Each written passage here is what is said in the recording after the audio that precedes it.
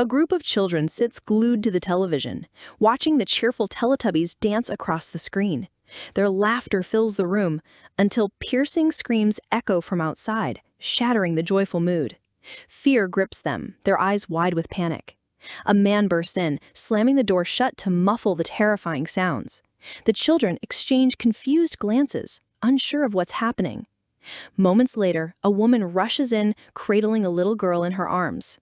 She gently sets the girl down among the group and sternly warns them, "Stay in this room no matter what." Without explanation, she checks the locks, her face tense, and hurries out. Strange noises grow louder outside. Glass shatters, screams pierce the air, and chaos erupts. The children huddle together, trying to stay silent, their hearts pounding. One curious child creeps toward the door, desperate to understand the commotion. As he nears, he hears someone fumbling with the handle. Suddenly, the door bursts open with a deafening crash, and a grotesque, infected creature, a zombie, stumbles inside. The children freeze, paralyzed by fear. The boy near the door trembles, his body numb as he watches the monster's twisted movements. Overwhelmed, he collapses, catching a glimpse of his mother outside. He scrambles to his feet and bolts toward her, but she spots the zombie and slams the door shut to protect him, leaving him alone in the chaos. Terrified, the boy races upstairs, only to find more infected creatures lurking. His home, once a safe haven, is now a trap swarming with zombies. He sprints through the house, stumbling and falling, but refusing to stop. Finally, he reaches an old church and staggers inside, gasping for breath. There, he finds his father, a priest, standing calmly as if expecting him. The boy, whose name is Jimmy, tries to explain the horrors he's seen, but his father cuts him off gently. "I know everything." He presses a cross necklace into Jimmy's hand and urges him to hide. Obeying, Jimmy ducks into a hiding spot just as a horde of zombies crashes through the church door. His father stands unmoved even as the creatures attack and infect him, turning him into one of them. Jimmy, clutching the necklace like a lifeline, seizes his chance and flees, never looking back at the church. The story reveals that a deadly virus, called the Rage virus, has spread rapidly, consuming the entire country. Europe isolates the island, enforcing a strict lockdown. No one can enter or leave. 28 years later, survivors cling to life in small, isolated communities.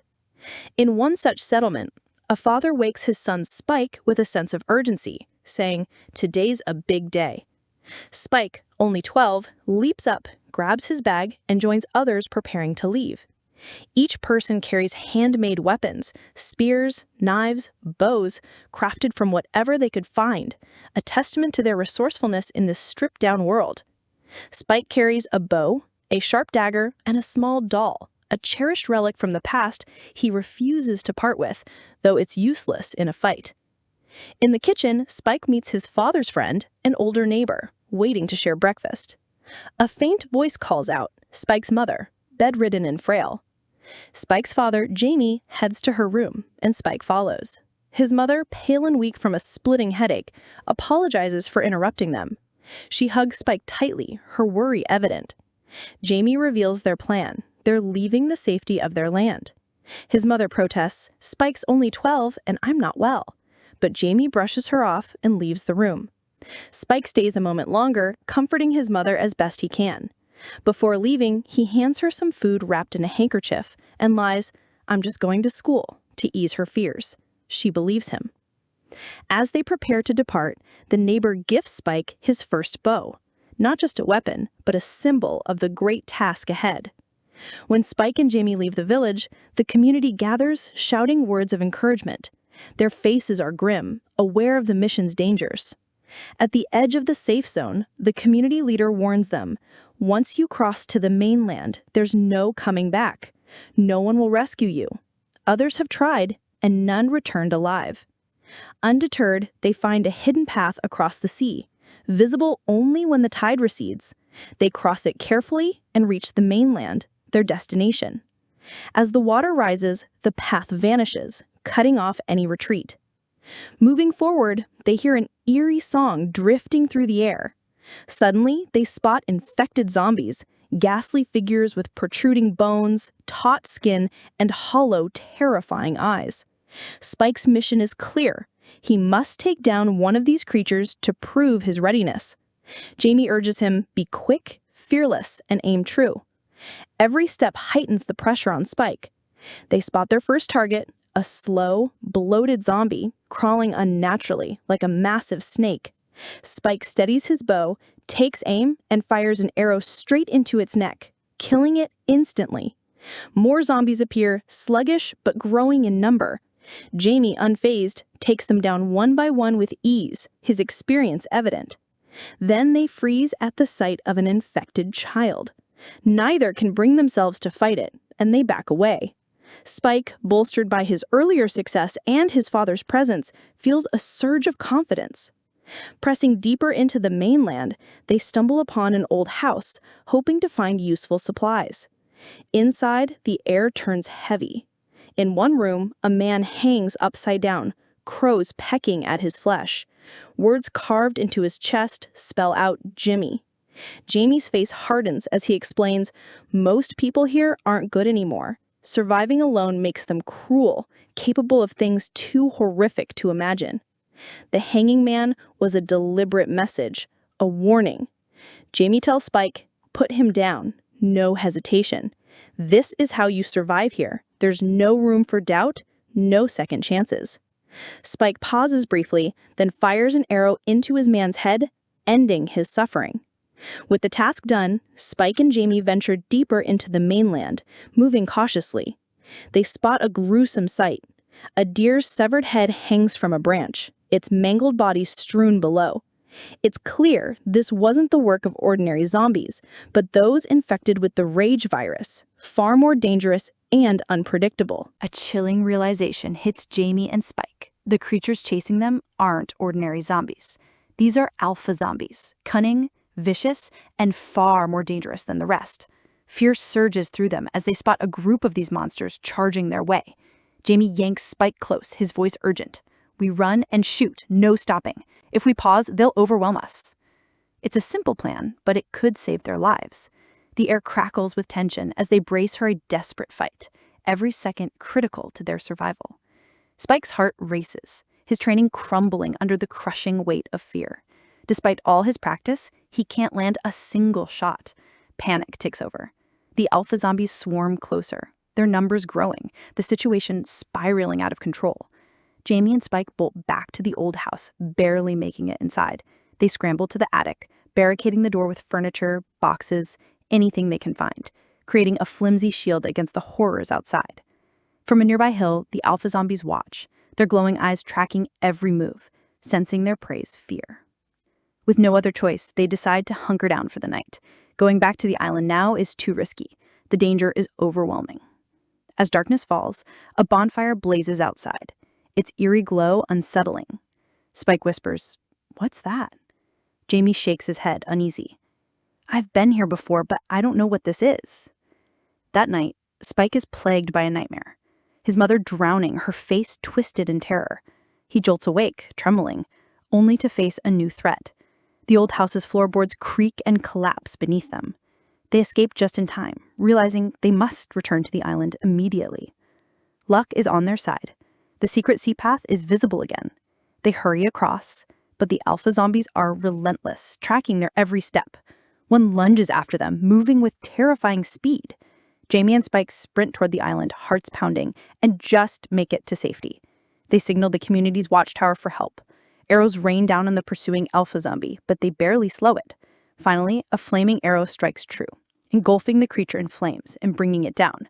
The community erupts in cheers, celebrating Spike's return. He's hailed as a hero for surviving his first mission beyond the island. Jamie beams with pride, recounting every detail of Spike's bravery to the crowd, how he faced unimaginable dangers. But during the celebration, Spike's joy shatters. He sees his father slip away with another woman. Betrayal stings, and he's torn, unsure what to do. Silently, he heads home. His neighbor, waiting there, sees the pain in Spike's eyes and offers comfort. Spike confesses his worry for his mother, whose illness worsens daily, breaking his heart. The neighbor mentions a doctor, once renowned, who might help but vanished years ago. When Spike describes the bonfire from the attic, the neighbor's eyes widen. If that fire's still burning, the doctor's alive. There's hope for your mom. The next morning, Jamie stumbles home, drunk. Spike, fed up with silence, explodes. "You're cheating on Mom. I saw you with that woman. And you hid that the doctor's alive?" Jamie admits it, his voice heavy. Years ago, on the mainland, he saw the doctor surrounded by corpses, seemingly conducting experiments. The sight was so horrifying, he vowed never to return.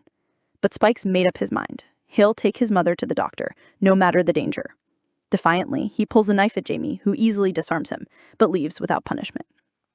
Determined, Spike hatches a plan. He'll set a fire in the community to create chaos, giving him and his mother a chance to slip away. As smoke rises, they flee to the mainland. His mother, weak and confused, panics when she realizes where they are. Spike soothes her. "It'll be okay. I just want you to get better." At night, they stop to rest. A massive zombie, slithering like a snake, creeps close while Spike sleeps. His mother, summoning her strength, attacks and kills it, saving her son. Elsewhere, a group of soldiers flees from a new alpha zombie. One by one, they fall, torn apart until only one, badly injured, survives. Back with Spike and his mother, their journey grows perilous. She slips into memories of happier times, before the virus, her illness clouding her mind. Spike spots a zombie moving like a dragon in the distance. Without hesitation, he shoots an arrow, killing it. But the noise draws a horde of fast-moving zombies. They scramble for cover, finding an abandoned gas station reeking of fuel. As zombies close in, a soldier, the lone survivor, appears, setting the infected ablaze, saving Spike and his mother at the last moment. The soldier warns, getting back is almost impossible. The roads are overrun. As they press on, they spot a train. Inside, a pregnant zombie woman sits, ghostly and still. Spike's mother, moved by compassion, helps her deliver a healthy baby. But the zombie woman awakens and attacks. The soldier swiftly kills her, urging Spike's mother to abandon the child, calling it a monster. She refuses, believing the baby is harmless. Suddenly, another alpha zombie attacks, decapitating the soldier. Spike and his mother flee, the creature in pursuit, until a figure emerges, the doctor. He shoots the alpha zombie dead and leads them to his hidden forest shelter. The doctor reveals his survival secret, iodine, a poison to the virus, which he applies daily. He hands in the soldier's skull, instructing Spike to place it in a strange pyramid with others. Examining the baby, he's thrilled. It's uninfected, a rare hope. But when he checks his mother, his face darkens. After a heavy silence, he delivers devastating news. Her cancer, starting in her brain, has spread, ravaging her body. There's no cure. She's known deep down she's dying, and accepts her fate bravely, refusing to run from death. To spare Spike the pain, he sedates him. When he wakes, his mother is gone. The doctor hands him her skull, and Spike places it by the pyramid, a quiet farewell. As they prepare to leave, an alpha zombie lunges at the doctor. Spike, quick and fearless, uses the doctor's injection to stop it, saving him. The doctor meets Spike's gaze. It's time to move on. They return to the community, leaving the baby with a note, a final goodbye. The community names the child after Spike's mother, welcoming it warmly. Jamie tries to reach Spike, but the sea's waves are too high. While Spike fishes alone, an infected sneaks up on him. He kills it swiftly, but more surround him. Just then, a figure appears, Jimmy, the boy from years ago, now a grown leader of a new community. "I survived," Jimmy says, offering Spike a place among them. Spike agrees, and together, they set off on a new mission, their journey far from over.